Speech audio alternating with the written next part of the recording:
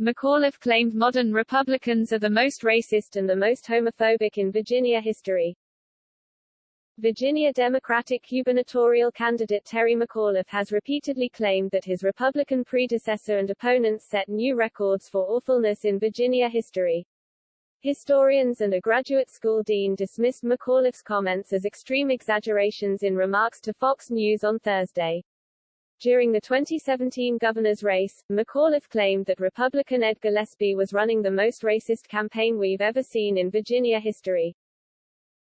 In a June 2021 tweet, the Democrat claimed, "I inherited the largest budget deficit in the history of the state from the Republicans," referring to former Governor Bob McDonnell, RVA. Earlier this week, McAuliffe told the Washington Blade that his Republican opponent, Glenn Youngkin, is the most homophobic, anti-choice candidate in Virginia history. Historians responded to each of these comments. McAuliffe's remarks are off base. Miles Smith IV, lecturer in history at Hillsdale College and a resident of Virginia from 2016 to 2019, told Fox News. Ed Gillespie never campaigned on racial division, but late as the 1950s, Virginia's Democratic governors and senators ran campaigns based on segregation and racist policies. It was called Massive Resistance, and was led by Harry Byrd Sr. He and his supporters ran on a platform of explicit school segregation. When it comes to the budget deficit, the Washington Post's Glenn Kessler gave the Democrat 4 Pinocchios for this claim. As it turns out, McDonnell left a balanced budget when he left office.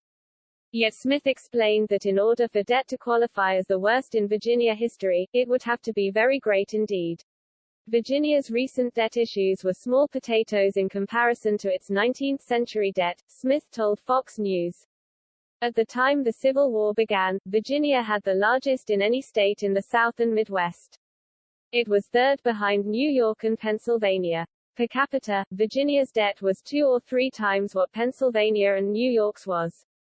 Virginia's modern debt issues under McDonnell pale to what it dealt with historically. Rhetoric can get pretty wild in the heat of a tight campaign, and no one expects 100% accuracy. But for sheer chutzpah, Terry McAuliffe is in a class by himself. Wilfred McClay, a history professor at Hillsdale College, told Fox News.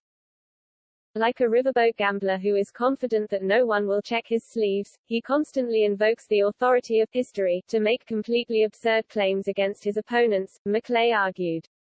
He did this against Ed Gillespie 4 years ago, calling his campaign the most racist in Virginia history, and now he's doing it against Youngkin, calling him the most homophobic and anti-choice candidate. Does anyone really believe that the Virginia politicians of the Jim Crow era, years when McAuliffe's own Democratic Party had a complete stranglehold on the state's politics, was more racially enlightened, and more tolerant of gays and abortion, than any politician of the present day?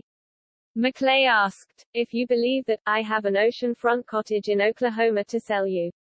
Matthew Spalding, dean of Hillsdale College's Van Andel Graduate School of Government and a Virginia parent, said McAuliffe's trail of remarks establishes yet again that Terry McAuliffe doesn't care one whit about history.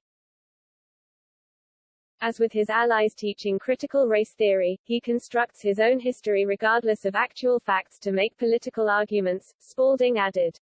The left today does not care about history unless it serves their ideological purposes.